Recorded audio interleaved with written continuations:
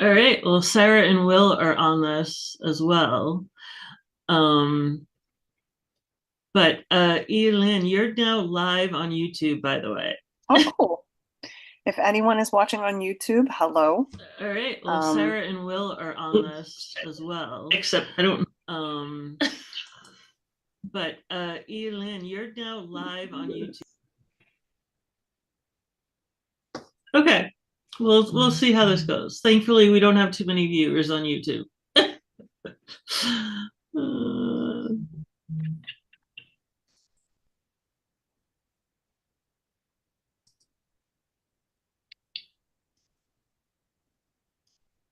all right. Well, we did have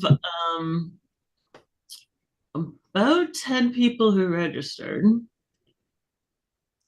and I only see two right now. I'm pretty notorious myself for registering for online things and then not showing up, not on purpose, but like something else going on or forget, or I didn't make a good note, like put in my calendar and missed it. So stuff Yeah, like that always happens. the plugin we're using, I will upgrade as soon as we can. So we'll talk about that off air. But yeah, so there wasn't a way to do reminders with the free version. But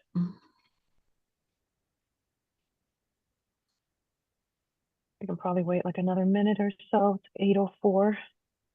yeah.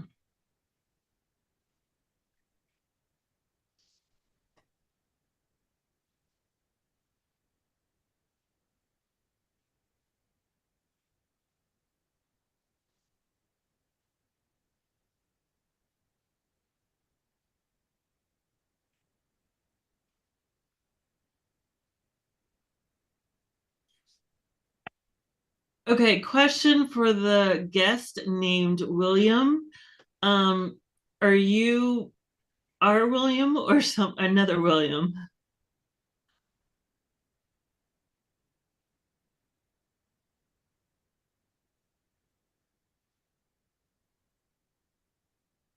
Looks like he might be gone. Here. Okay. Because we have a Will on our marketing team.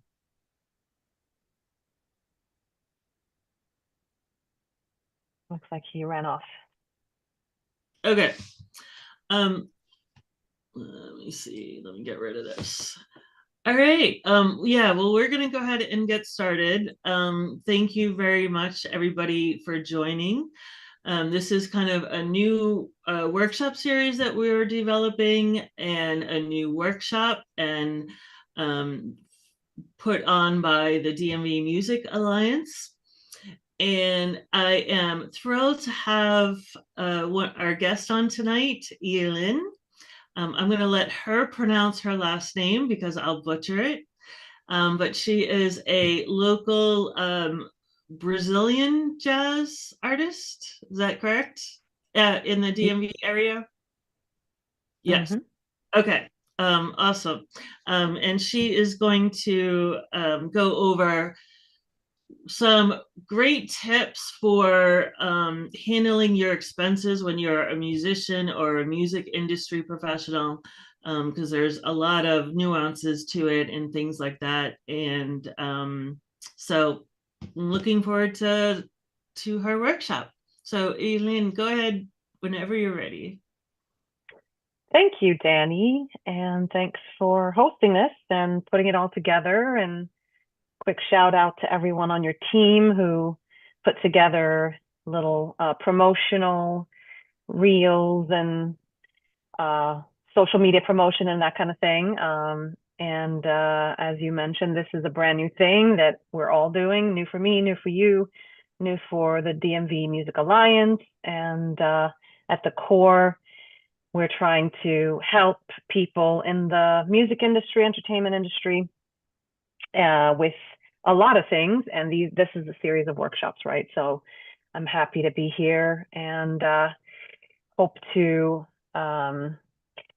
be able to, pass along any wisdom that I may have to share and, you know, any tips and tricks that folks pick up, So I'll just talk a little bit about me. And generally speaking, this is a somewhat interactive workshop where if anyone does have questions, feel free to, speak up.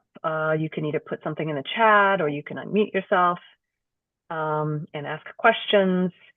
And I'll probably ask some questions as well of you as we get going. So as Danny mentioned, I'm a singer. I'm a professional musician. I've been one my whole life, and that's what I've done my whole life. But as most singers know, it's hard to just get by on one type of income. So I've always dreamed of having my own bookkeeping company. And so I'm getting my own company off the ground now after having worked some different jobs doing bookkeeping. I just kind of fell in love with it.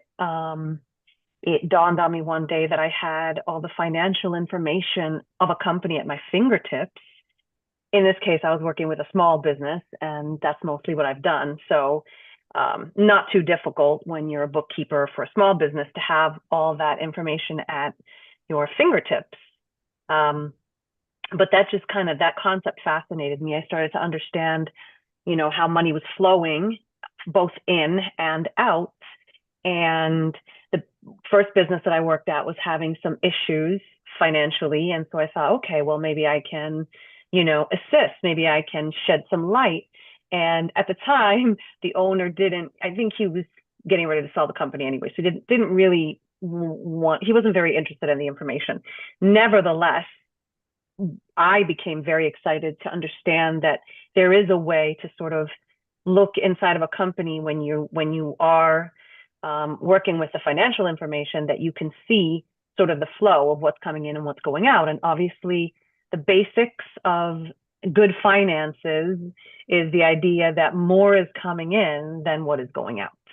And so that's just like a basic concept. And, that can be taken as deep and as intricate and as detailed as, you want, and as is required from, a company, depending on size.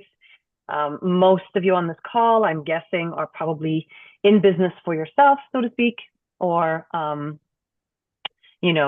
if you're in the entertainment industry, you're probably doing some jobs here and there where you're making some money. And then other than that, you may have a different income as well. You may have a side hustle, as we like to say. But in any event, that was my life, still my life. And so now I'm getting this bookkeeping company off the ground so that I can have that as a more stable type of income. And also it's my own business. And so again, I just kind of fell in love with this and started to really understand, how you can take things a little bit, go one step, deeper, a level deeper than just your own checking account, let's say, balancing my checkbook, right? That used to be the whole thing. Nowadays, we have the apps and mobile pay. And when you can just click a few buttons and pay for things, let's say you open up Amazon and you just boom, buy something with a click, it's a little bit harder to keep track sometimes of money than how things used to be when there was a lot of cash transactions and, people were operating much more out of just like their bank account, let's say, or just cashing their checks and holding on to their cash and paying for bills that way. But yeah, nowadays things can get a little bit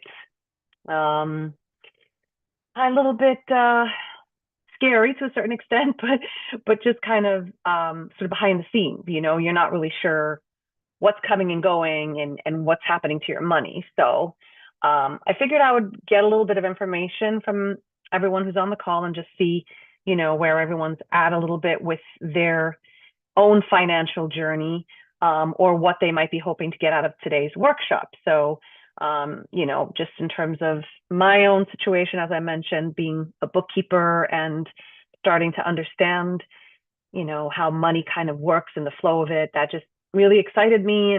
But also just being a person as a singer who never had a lot of money throughout my life. I used to live in New York City, and it's, believe it or not, more expensive than Washington, D.C. and living in this area. So I had to get smart about money because that was very much a paycheck to paycheck kind of a life. So my own experience of just not really having a lot of money throughout most of my life and having different sources of income from singing or from working waitressing or working in offices or whatever the case may be. I was a massage therapist at one point. So there was always money that needed to be managed, and then making sure the rent is paid, and I have a dress that I can perform in, and a pair of heels, and there's just always something. So just through that own experience of hacking little things in my life and trying to figure out how to make ends meet has led me to where I am today, giving workshops and just trying to generally pass along some information that I've gathered over my lifetime. And one other detail that is kind of interesting, which is that I grew up in Sweden, and I lived there until I was about 20, give or take. And the way that money works there is just extremely different from the way money kind of works here in this country. So I came sort of from one perspective and one understanding of it. And then I was thrown, I suppose the main difference is that you do have a certain level of security, free healthcare and that kind of thing, a pension, there's things that are kind of taken care of for you financially. Whereas here in this country, there just isn't the same safety nets, there's barely any safety nets really. So we have to get smart about our own money. And most of us are not going to be billionaires. Most of us are not going to run out and hustle and make a gazillion dollars with cryptocurrency and stocks. And, it's just, we have to be smart as we can, get smarter about the money that we do have.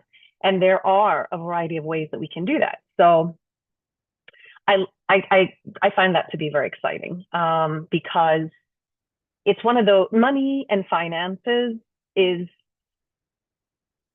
along with a few other things that we don't get taught in school, I really believe is one of those things that we really should learn some basics. Because when I was a kid, when I was like a teenager, the whole idea of, oh, you got to balance your checkbook.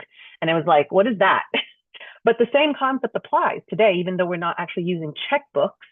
We need to make sure that we have more money coming in than is going out, and preferably also then saving that money. And the sooner you start saving anything, it could be pennies, it starts compounding and it starts growing over time. So the longer that you're saving, the better for you, as opposed to, someone who starts saving, late in life. But hey, better late than never, by the same token. So how can we make our money do more for us? And that's the concept, the basis of this workshop today. So I'm just curious if there's anyone on the call that's not in the entertainment industry at all.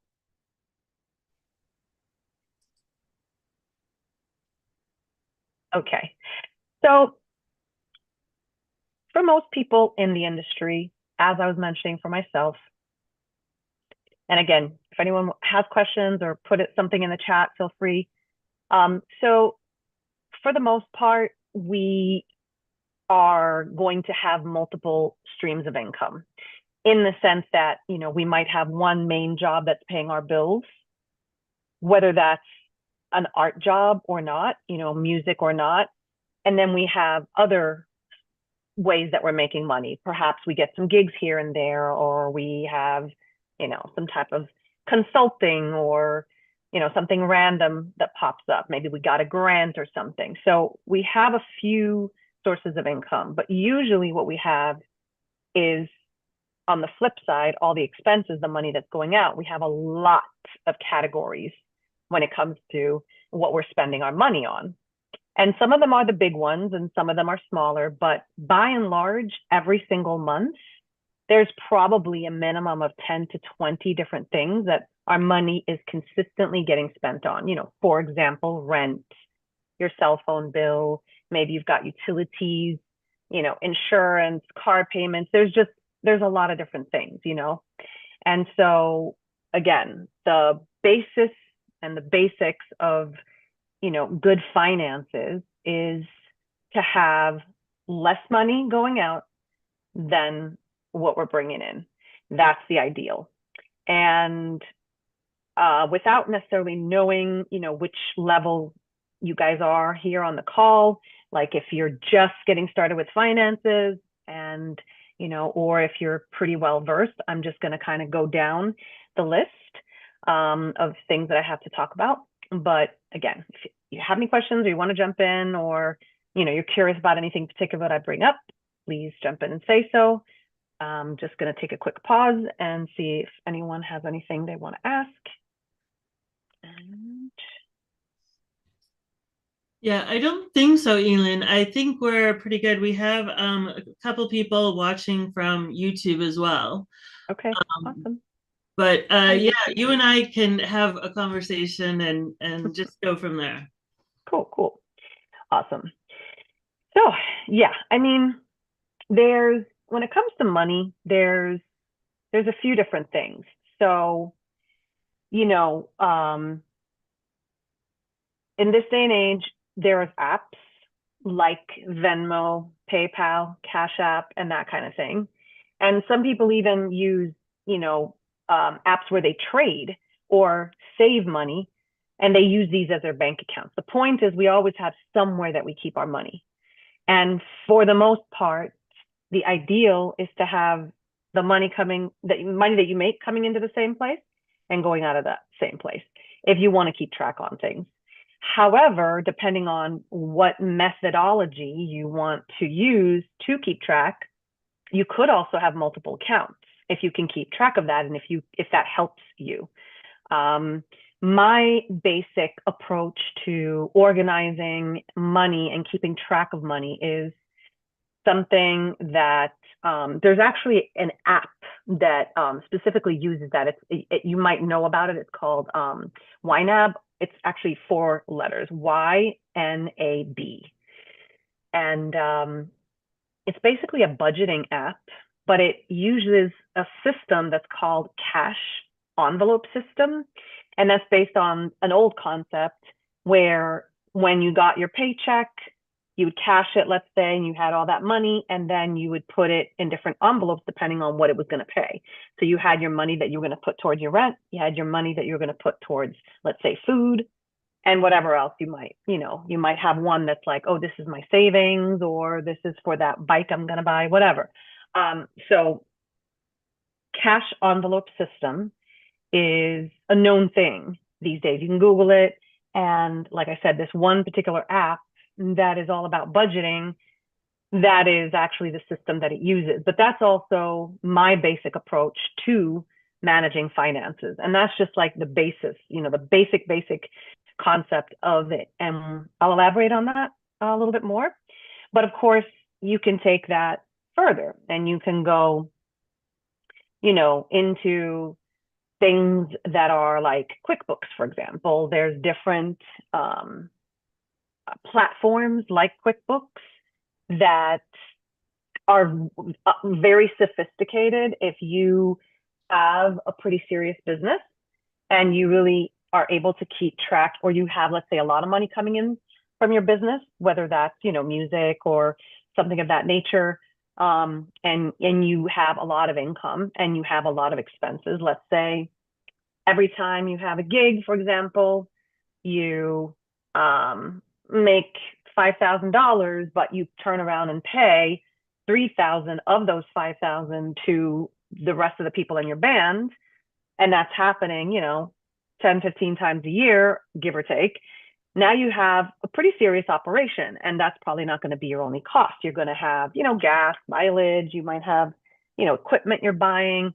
So once you get a little deeper into your business, having a platform like QuickBooks, for example, there's other ones out there. There's one called Zero. And I think there's one called FreshBooks. I just heard of this one recently. I like to use QuickBooks, but that's also because I actually am a bookkeeper and I do bookkeeping, both for myself and for other people. But there is a cost associated with that. I mean, there's a cost associated with YNAB, most apps and platforms, there's a cost associated. But if you have a lot going on in your business and you really want to streamline things, then that's a really good, system to use, one of those, because it can really streamline things. It's going to take you a while to get it set up. You could also hire a bookkeeper that will do these kind of things for you. But if you have the time and the inclination and just give yourself some time, a little bit every day to kind of get set up in one of these systems, you can use it to your benefit. And one of the main things about like what a bookkeeper would do and what you can do for yourself if you're using an app or a platform is that you can start to forecast. Well, there's multiple things. One of them is that you can start to forecast where your money is going. Because once it gets set up properly in the system, usually there's reports that you can generate. And so these reports can show you, for example, a profit and loss, but they can show you like, oh, look, I'm spending all this money on tolls, for example, or, I don't know, X cost, some other cost is like a lot higher than you thought it was going to be. And so, at the end of the day, you realize, oh, this kind of looks like I'm spending too much on this one thing or this other thing. And that's one of the things that that's really beneficial from an app or a platform.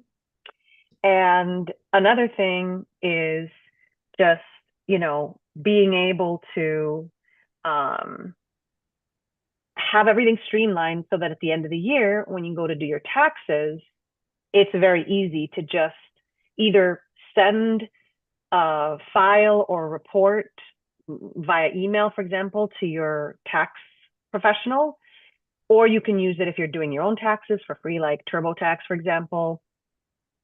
And so if you're doing this on a monthly basis, and nowadays, for example, QuickBooks has a mobile app where if you got a receipt, whether you actually have a physical receipt or pay some other way, it immediately goes in and you could just open up your QuickBooks app and boom, you can categorize that right then and there. You just say, oh, this is for that, this kind of like I went and I bought something and this is going to go in this particular category of my expenses.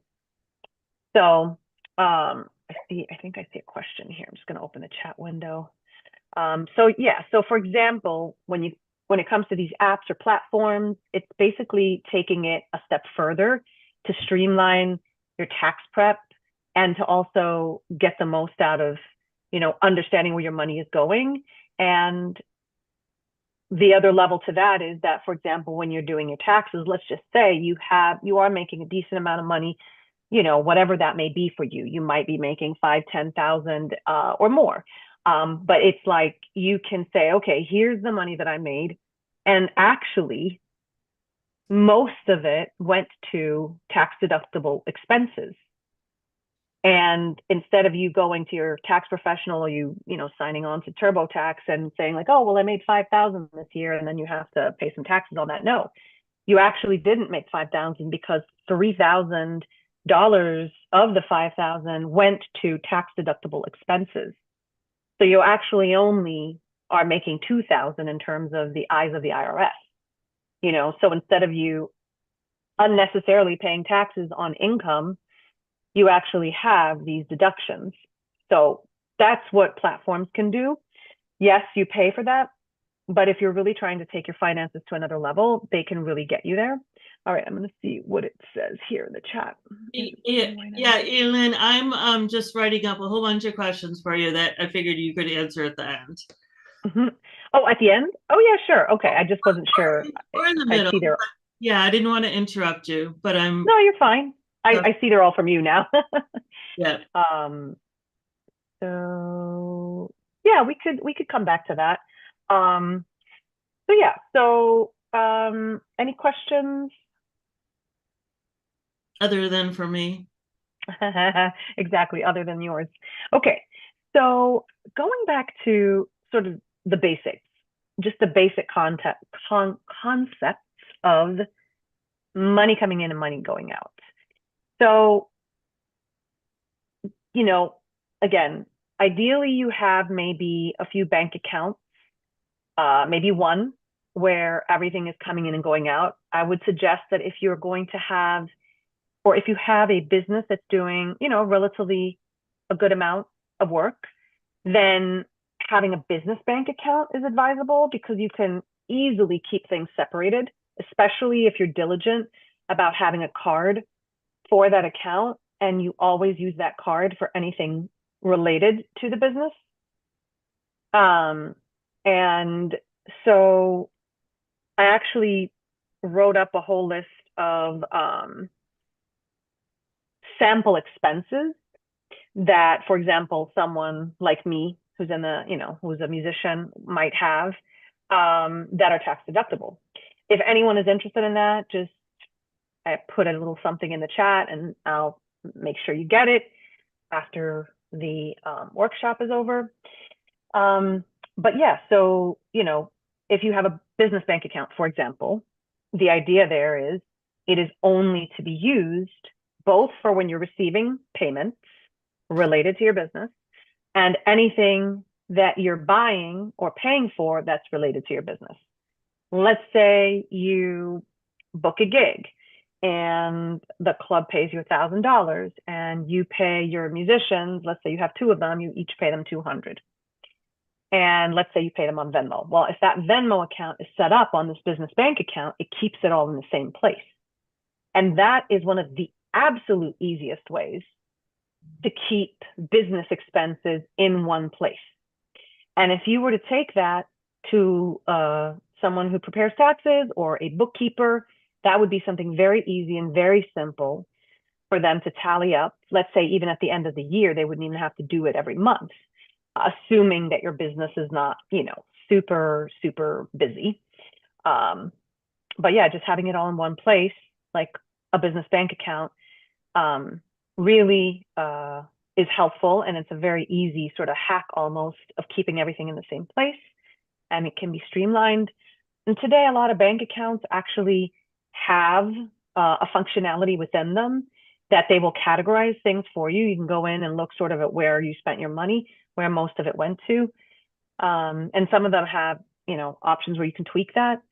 I personally use credit unions because they're free. They don't charge. Some of them have where the savings account, a lot of times you'll get if you open an account in a credit union, you get a checking account with a savings account attached. That's kind of standard. And the only requirement usually is that you have to keep $5 in the savings account at all times. And other than that, there's no requirements except that savings account usually any of the savings accounts allows you to do a maximum of six debits, like you can spend from that savings account 6 times per month without there being any fees or penalties of any kind. But that's pretty easy to avoid, being that it's a savings account and most of the time you're doing stuff in your checking account. So I personally use credit unions. I have like 3 of them. And the only thing about credit unions is usually there's some type of stipulation for you to be able to join. The first credit union I actually ever joined was in Virginia when I lived in Arlington. And all I needed was to be a resident of Arlington at that time to be able to join that credit union. And that's what I was. So once I moved away, they didn't care. I mean, I asked them point blank, hey, I'm moving to DC. Not a problem. You can keep your account. It was just the joining part. Then I joined a credit union that was up the street from me here in DC. Same thing, as long as I was a DC resident, I was able to join that. But there's a lot of different credit unions. And I just love them because they don't charge anything. There's not a bunch of fees. So already, boom, you're saving money right there. So that's one thing that I, highly recommend. And just as far as like, again, trying to organize, your money, there's a few basic things. And so you do have to keep your money somewhere. So whether you're keeping it in a bank account or some type of a cash app or, some other type of an account, like maybe an investment account, wherever you're keeping your money and you're doing your transactions in and out, that's the place that you want to be keeping track of your expenses, what's coming in, what's going out. And sometimes, at least, it just kind of depends on your personality a little bit, or, what you're like, how you organize things in your mind. Sometimes it is better to have more. So, for example, I had a friend who did what this cash envelope system that it's called, where you basically are sort of allotting your money in different places. And so let's say you have different bank accounts, which my friend did. And so she would receive all of her money into one account, and then she would transfer part of it into two different accounts. So she would always leave a little bit of money in the main account, which was for certain expenses. And then other expenses that she had, let's say maybe household expenses, things for the home, groceries, that kind of thing. She would transfer, let's say, $500 a month over into an account. And then maybe for like her rent and her car payment, she would transfer that into a different account. And so once you get it kind of separated out like that, then you sort of know, okay, I've got, every month I put 1,000 into this account. So that's supposed to pay these things. And then you just kind of keep track of that. But that's the basic idea of what they call a cash envelope system, where you're sort of allocating your money in different places. And so that app that I mentioned earlier, YNAB, that's the whole basis of that app. And so when you onboard or when you get set up, they ask you, what are you paying for this? What are you paying for that? And it's a whole thing. And then once that's in, they basically prompt you and they help you. I'm just looking at the chat here. Okay. So bank, or like where you keep your money, is super important. Partially, if you can keep the cost down of whatever you're paying to have your money somewhere. For example, like I mentioned, I like to use credit unions because they're free, but there are other free ways to keep your money. Also, there's, places that you can keep your money that will reward you in one way or another. For example, there are bank accounts that have high yield interest, like 5%. I've seen a lot of accounts nowadays that have like 5%. So if you keep all your money in that account, you might be getting 25, 30, 50, $100 a month, depending on how much money is in there. And you can also, have accounts. For example, I actually spend all my money on a credit card where I get, it's miles. It's a really good miles card. And so I actually use the credit card for all my bills. And then at the end of the month, I pay that off in full. And so there's a variety of ways that you can manage your money, right? Bank accounts, etc. And that can be beneficial, whether it's because you're saving money, for example, on an account that's not charging you to have your money in there, or if it's because it's some type of an account that actually is giving you money back or rewards of some kind. So you want to start with your banking, and you want to figure that out. And like I said, having a business bank account, which in some states, it does require you to have an LLC. When I was living in Virginia, that process was very simple and very cheap. It wasn't a big deal to get an LLC. So that's what I did when I joined the credit union and I set up a business account. But having a business account where you manage all your business transactions is very helpful to keep it in one place, because it's kind of already organizing it for you. So banking is sort of a fundamental place to begin when you want to start organizing your money and streamlining what you're doing and what's happening with your money. The other one is taking it a step further, which is now the concept of expenses and organizing your money. And so the cash envelope system basically is saying that when you receive money, income of some kind, you take that money and you split it up and you say, okay, let's say you get paid twice a month. Let's say you're clearing a $2,000 check twice a month. Let's just say that, throw out a number.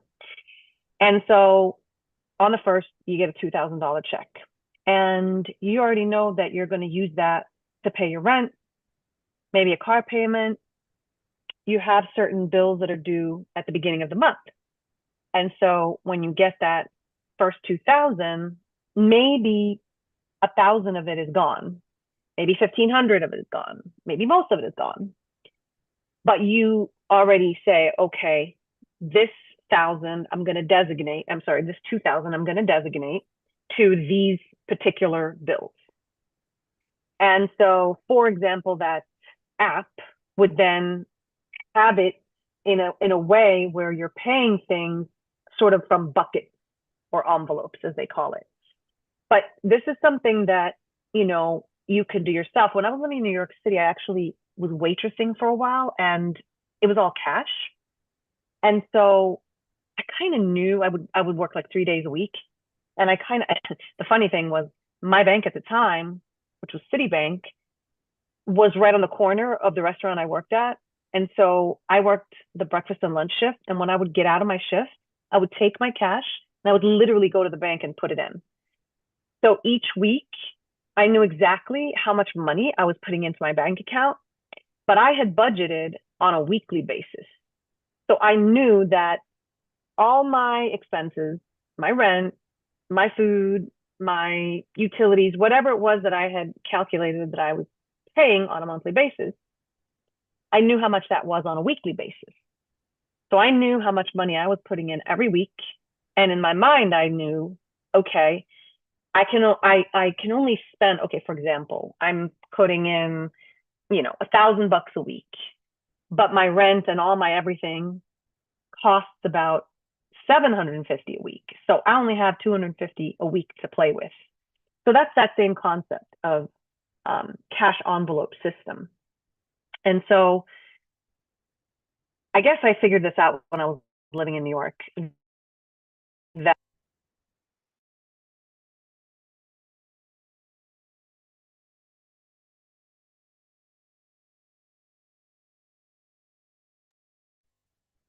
Hey everyone, just hang tight for a sec.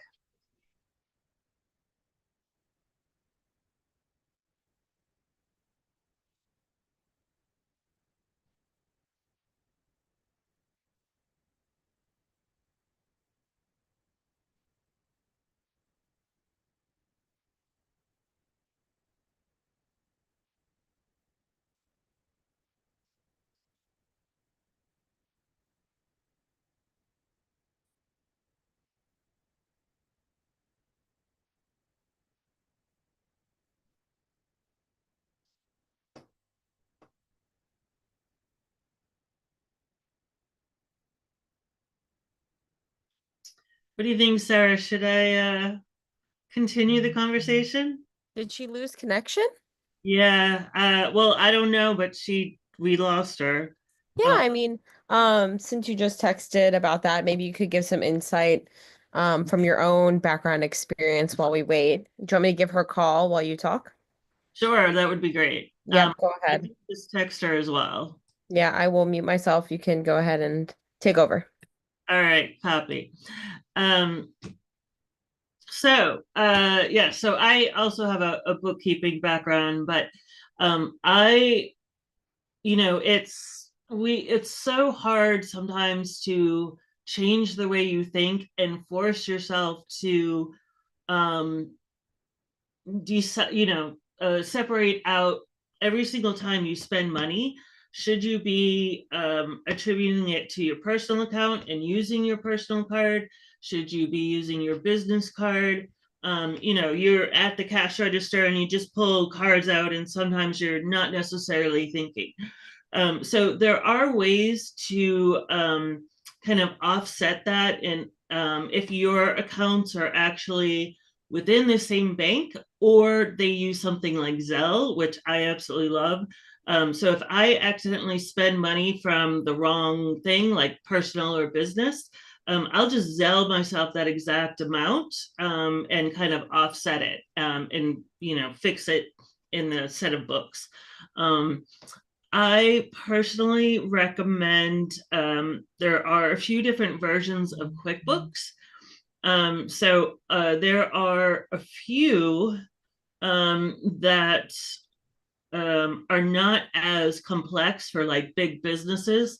There's one that is specific for like independent contractors. There is another one, I think it's even like a simpler version where you can just kind of designate personal or business.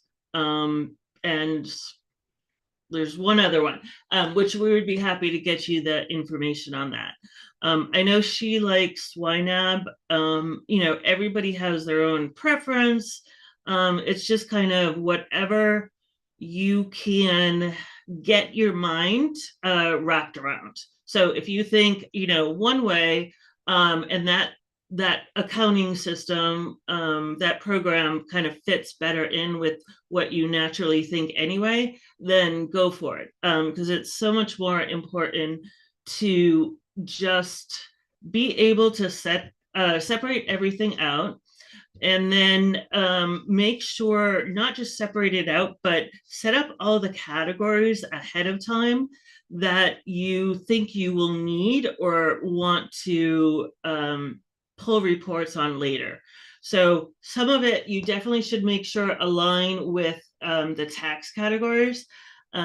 That kind of personally drives me nuts because the IRS doesn't necessarily think like a musician or, even an independent contractor. So they don't always line up. But if you get those set up ahead of time, and then you can actually designate, for example, in QuickBooks, okay, every time GoDaddy hits my account, right, it's going to be categorized like this, and it's going to hit this tax account.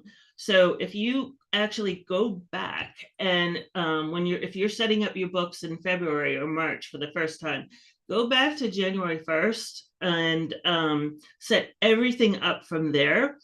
And then come next year, when you're going to do taxes for 2025, literally is all you have to do is print a report and everything is set up for you. And with the receipts, I would personally have QuickBooks or whatever app you're using on your phone, and you can just literally go into it, scan the receipts, and it will upload it. You don't have to keep paper copies.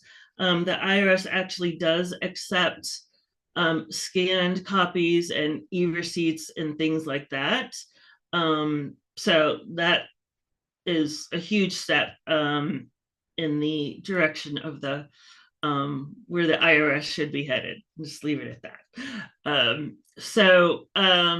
There's all these kind of like little tips and whatnot that will just make it easier for you.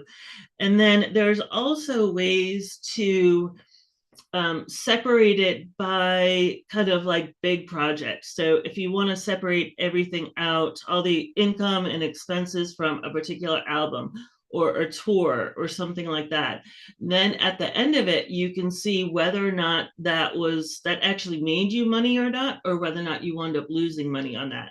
And then maybe next time, you'll learn and you'll do things differently because, you all of a sudden realize, oh my God, I spent all this money on that, and I could have done it a different way, or I could have spent or used a different company, something like that.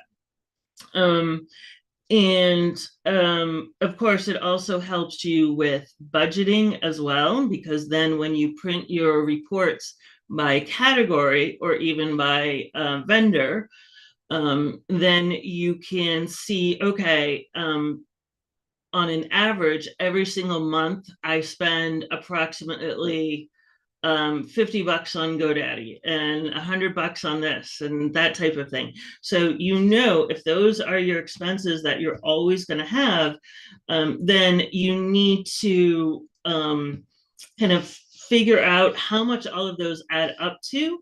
And then there are ways to just take all those expenses and automatically generate budgets. And then you can go in and edit those numbers as well if you want.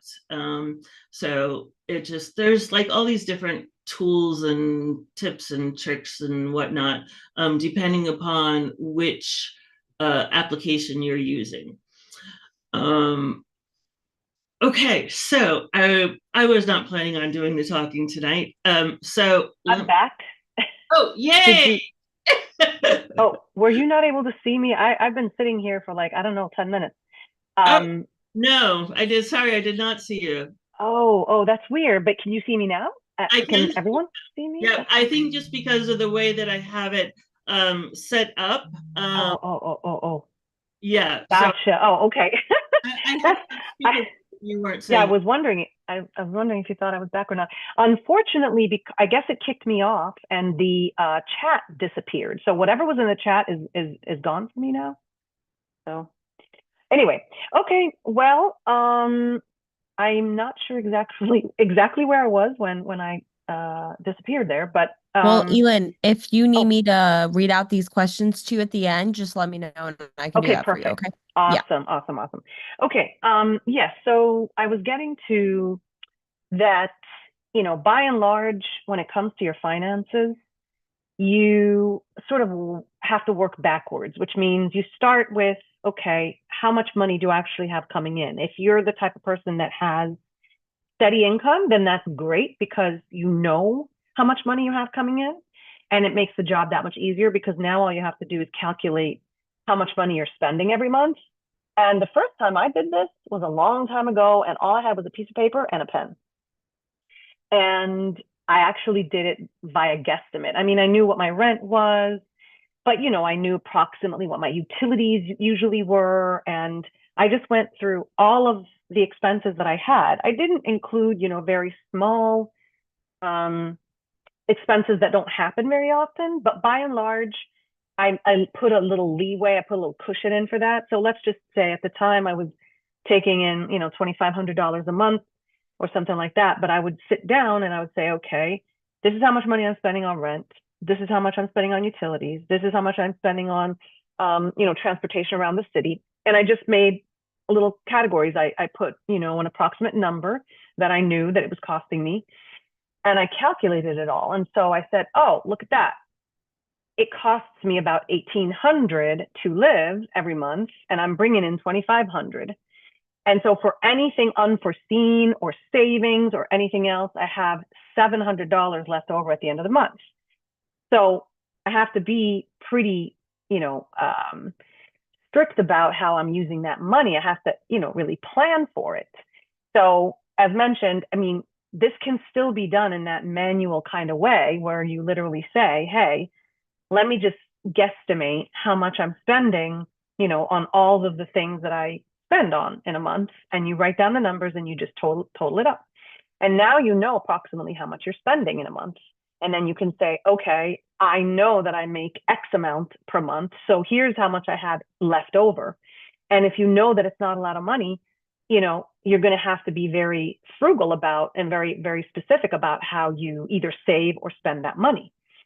So that's, these new apps, whether it's QuickBooks or YNAB or anything of that kind, can do the same thing for you. I think Danny was mentioning some of the more intricate features of a platform like QuickBooks.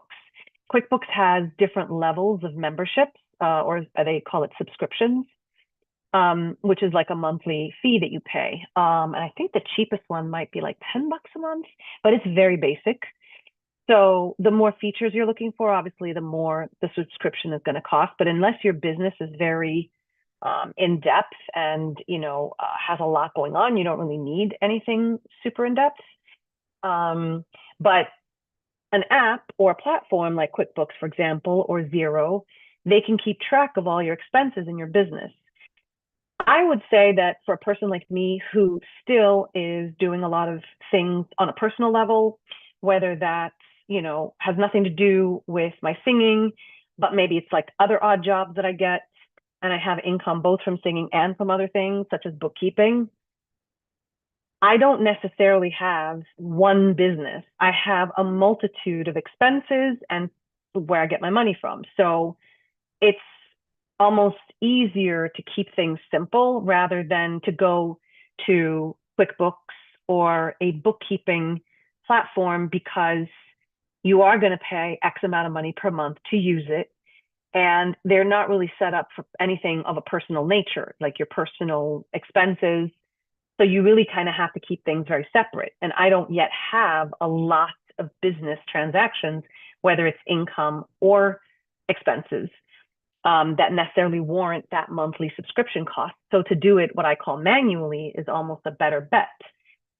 But for example, an app like YNAB, and there's actually a lot of them out there, some that are not very expensive, but the idea is that it's going to help you save money and it's going to help you streamline where you're spending your money. So in a sense, it will save you money.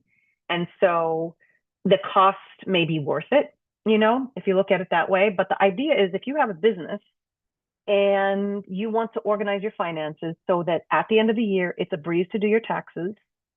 And you also can look at where your money is going and you can say, oh, wow, I didn't realize I was spending so much money on this thing.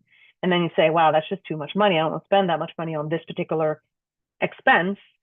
And then you realize like, okay, I need to cut back. I need to find a cheaper provider, maybe for my cell phone, or, the biggest expenses we have is living, cars, cell phones, utilities, that kind of thing. And so just some hacks, that I had to figure out over the course of my life. One of them, for example, is that the biggest expense in this country that we have every month is your living expense. Some people out there might be very lucky and they might be living with someone who's not charging them any rent, or, some other scenario where their rent is just really low. Maybe they live in a big house full of roommates or something. And, that way but for the most part, the biggest expense that anyone has every given month is rent. And so when I realized that a while ago, I said, okay, let me figure out if there's a way that I can get my rent down. Because let's say I have to pay $1,000 a month because that's just what the average is where I live. Well, what if I could get it down to $500 or $600 a month? That's almost like half. So now I'm saving $500 or $600 a month on the rent. And then instead of spending that money, if I put that money away, that is just a giant hack. Because let's say, 12 months out of the year for 5, 10, 15, 20 years, you're able to put hundreds of dollars away that you saved on your rent or your mortgage every month. Now you're getting somewhere because now you're actually saving up cash in which you can invest or leave it sitting in the bank, whatever you want to do. But that was one thing that I really figured out a while ago. And I said, okay, let me figure out how I can get my rent as low as possible and save a bunch of money. So that's one thing, to sort of like get ahead of the curve. And the sooner you do it, the better. Obviously, there's other ways to be frugal. And if you are streamlining your money, let's say you're using an app or a platform, you are able to see where's your money going. That can give you more information about where do you want to be more frugal. Some things you say, oh, well, I really enjoy this thing, or this is the quality I want. I'm not going to make any changes there. But you might see some other thing where you're thinking like, wow, like I'm spending entirely too much money on my internet service, or, something of that nature. So there's things you can be frugal on, for example, eating out. Eating out is just extremely expensive as opposed to buying groceries and cooking your food at home. I have always had old cars because they're a lot cheaper than having a car payment plus insurance plus gas, and obviously if you have any maintenance, things can add up. If you're able to take public transportation, and of course you may not want to do this your whole life, but maybe for 5 or 10 years, while you're living in a way where you don't necessarily need a car, for example, or, maybe you live right next to a grocery store and you have a friend who really likes to cook and they can teach you or help you, or, you can find little ways to sort of hack normal life to where you're just saving a little extra money and you're being a little bit more frugal than most people. And you'd be surprised, these things add up. But of course, you want to be disciplined about actually saving your money. So that's part of it too. And that's where apps like YNAB really kind of help you out, because nowadays at our fingertips, we just, we can spend money, and so if you have all your money going in there and you've budgeted for what your expenses are, at a glance, you go into that app and you can see like, oh boy, yeah, I only have $50 left for the month in my eating out envelope. So there's 2 weeks to go left on the month. It's like, okay, am I going to take money out of my rent envelope? No. Am I going to take money out of my, future vacation envelope? but that's how it can be helpful. So as Danny was talking about a little bit more specifically with these, for example, QuickBooks has different levels of subscriptions. But if your business is thriving and you're doing a lot of transactions, you're making a lot of money, you're getting a lot of jobs, put it that way. You're getting a lot of jobs, you're getting booked a lot, and then you have a lot of expenses. Something like QuickBooks and a few others that are out there similar to QuickBooks, they really can streamline your finances to get everything very organized, and you can see exactly where your money is going. And if you keep it up throughout the year, at the end of the year, you can just take that information very easily to whoever's going to do your taxes, and you are, keeping track of all the money that you've made. And by the same token, you are also keeping very specific track of all the expenses that you had. So let's say you made $25,000 on your business and you are thinking, oh, well, they're going to charge me taxes on $25,000. No, if you have everything set up in this QuickBooks system and you have all your business expenses in there, whether that's gas or musical equipment, or maybe a costume you bought, or a voice lesson you took, or something of that nature, and it's all in there, this is all deducted off the top. So instead of you making 25,000, let's say all of the expenses added up to 15,000. You actually only made $10,000. So you don't have to pay taxes on 25, you pay taxes on 10. So these are all some of the ways in which, it really makes sense. I see that it's almost 9 o'clock, so I'm just gonna let Sarah read me the questions. Yeah, and if anybody has any more, please feel free to put them in the chat. Did you answer any of these before? Because I know you and Danny were I discussing. don't think Okay. so. Okay, great. So I will start with the first one. In YNAB, can you easily separate business from personal? That's a good question. I haven't fully onboarded with them. I will have to come back with that answer. Yeah. Yeah, I'm trying to think, because I did do a little bit of onboarding with them, but I didn't I didn't finish it. No So, problem. yeah. I mean, I'm guessing, yeah, it's not that type of a platform exactly, but I'm guessing there must be a way to do that, because everyone has income, the app being set up to monitor your income and your expenses. Obviously, some people have multiple sources of income, whether that's because somebody has a hobby that they make money off of and they have their day job or whatever. But, a lot of people today have multiple sources of income. So you must be able to designate them as different things. I can't imagine that's not the case, but. Is there a way to organize your income and expenses by gig so that you can see the gig generated income? You talk about in YNAB? Was that Possibly. related? It's not specific. Read the question again. Is there a way to organize your income and expenses by gig so that you can see if that gig generated income? I'm not sure if she's She's talking about probably in. talking. Got it. Okay. All She's right, then. probably talking about YNAB. Yeah, and I don't think YNAB has that type of functionality, but again, that's a little bit more in depth. Haven't gotten to that level with them Got yet, it. but that is absolutely something you can do, for example, in QuickBooks. Not with every level of subscription. The higher levels of subscription allow you to do that kind of thing. So for example, let's say I want to go on tour. I'm going to go tour 5 countries in Europe, and I'm going to set it up as like a project, or a gig, as she put it. And this is going to be my European tour. And I can separate out everything that's related to that tour to see if it cost me money or if I made money at the end of the day.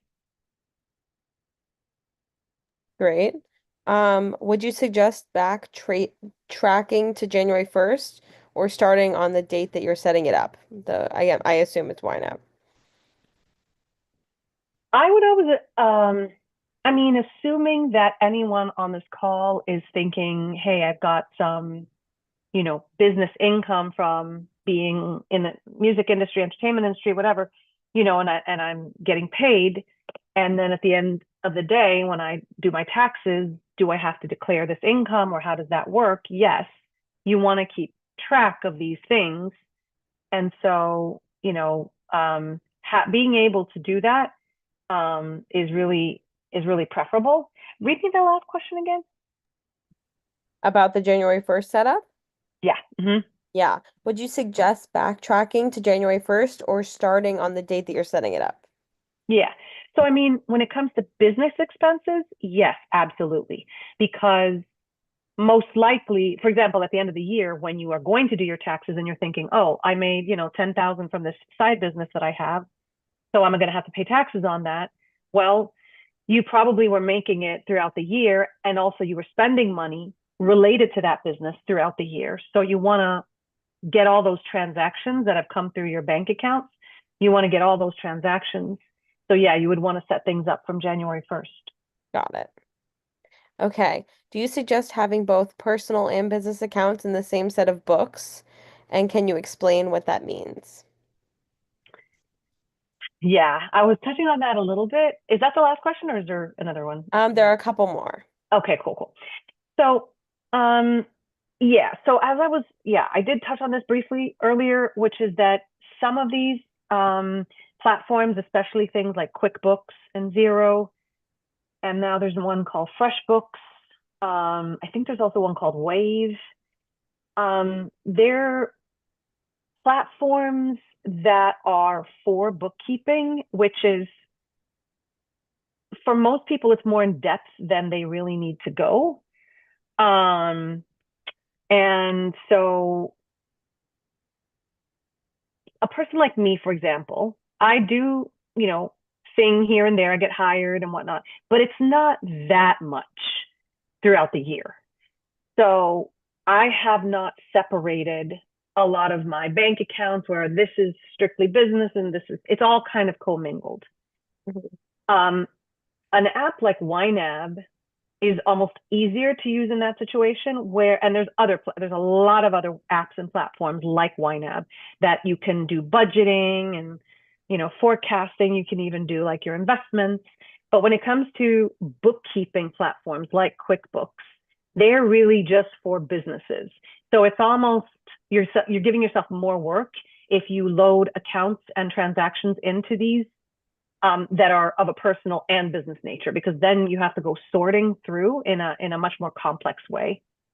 So I don't recommend it, even though I'm actually doing it in my own case.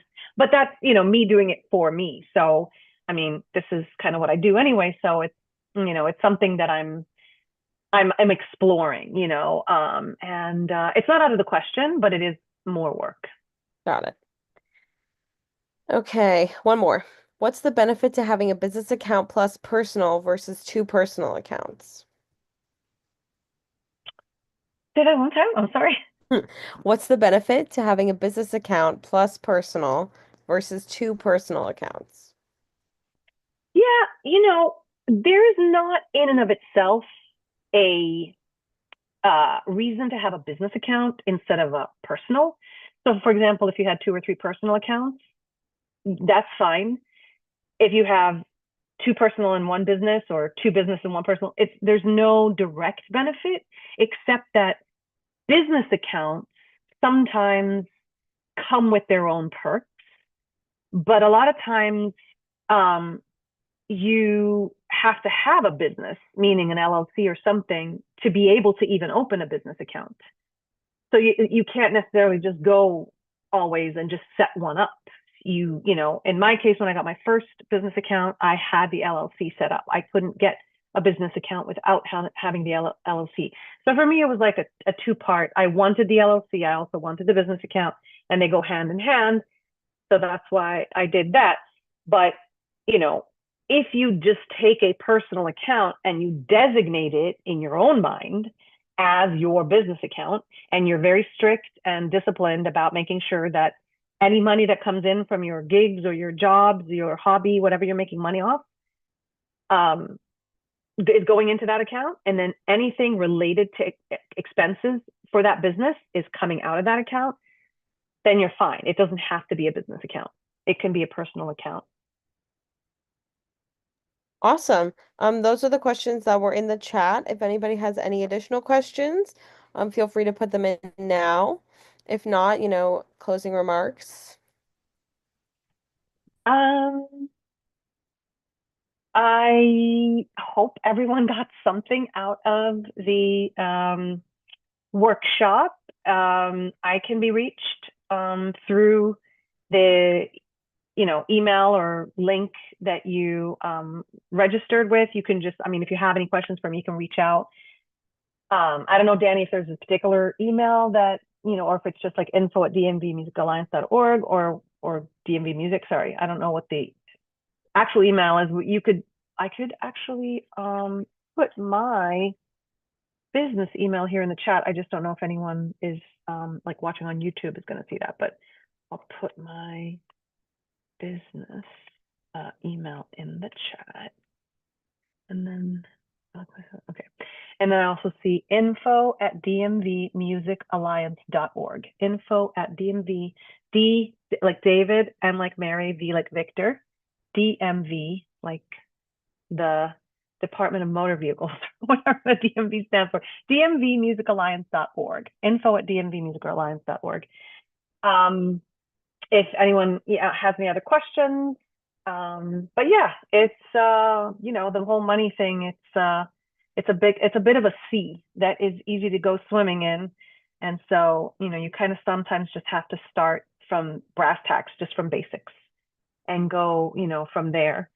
But yeah, if you have business income and you want to make the most out of that on your taxes, get the most, pay the least amount of taxes, get the most amount of refund, that kind of thing, then it's good to have books that you have set up. Whether they're very intricate or not is not really that important, as long as you are accurately recording your expenses and your income. And maybe we'll do a follow-up workshop that's a little bit more specific to QuickBooks in the future or something like that. And Danny says, please follow us because we are planning on 2 to 3 workshops a month going through all the big pieces of the music industry. Cool. Well, I think on that note, I'm going to say good night. Thanks for joining us. And again, hope you guys got something out of it, and don't hesitate to reach out if you have any questions. Thanks so Thanks much, again, Lynn. Sarah. Really appreciate your time. And Danny. Thanks. Good night, everyone. We have one more question. Yeah, I see that.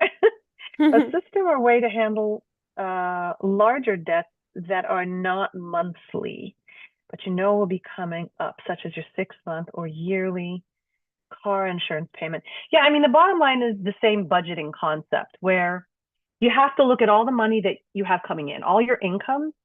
You have to say, okay, I make this much money a month, or whatever the income is. Approximately, let's say it's, $2,000 a month. Okay, $2,000 a month. And in 6 months, so let's just say, in August, I'm going to have to pay, $3,000. And then, for example, you say, okay, so I have, February, March, April, I have 6 months where I'm going to be making my $2,000 a month. And so I'm going to have $12,000. And then I'm going to need to pay in August this $3,000. And so really what you want to do is you want to take the 6 months, and you want to take those $3,000 and you want to divide it by 6 months. And my math sucks, but what is that, $500 a month? Something like that. So each month until then, February, March, April, May, etc., you should put aside 500 somewhere. Like if you were, for example, using an app like YNAB, there would be a way for you to sort of allocate it into its own envelope. This is for that car payment that I have coming up in August. But you can do it with cash. I mean, I don't advise doing it with cash, but the concept, so if you have different bank accounts, you can do that. Sometimes people will have 1 or 2, like for example, you might have 2 checking accounts and a savings account all in one account. You might have 2 savings accounts and a checking account, or just a checking and a savings in the same account. Assuming you're not using those, like this is your life savings in the savings account and your checking is all your other bills. But if you had a third account that wasn't really being used, whether it's in the same account or separate or a different bank or some other, you could put the 500 there every month. And so you budget for that and you set it aside each month leading up to that time when that bill is due. And then you have the money available to pay at that point. I think that was what you were asking. Do you have a system or a way, very informative? Do you have a system or a way to handle, right, that are not monthly, but will be coming. Yeah. So you take the time that is between now and when that bill is due, and you, however many months that is, let's say 3 months, and let's say you owe $3,000 in 3 months, that's $1,000 a month. And so whatever your income is on a monthly basis, you're going to put aside $1,000 for that expense. Let's say it's 9 months from now, and it's $4,500, and that's, I guess, $500 a month, right? You're going to put aside $500 a month, so that in 9 months you have exactly that money to pay. All right. All right. Well, And thank on you that so note, much, Elin. I think that's all we got. I think that's it. Thanks, Great. guys. Have a good Thanks night, so everyone. much. Thanks for Bye. joining us. Bye-bye.